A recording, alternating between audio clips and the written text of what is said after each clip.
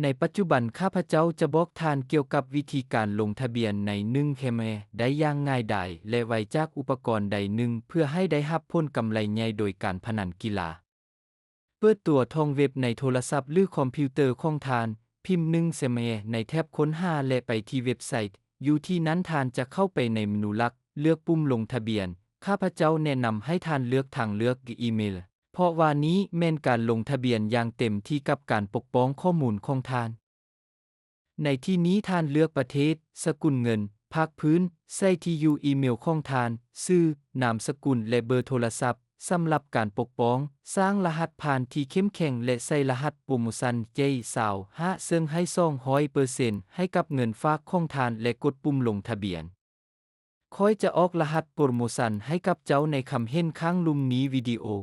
หลังจากนั้นตื้มเงินใส่บัญชีของท่านด้วยวิธีที่ง่ายและได้รับ200%ในเงินฝากครั้งทำอิฐของท่าน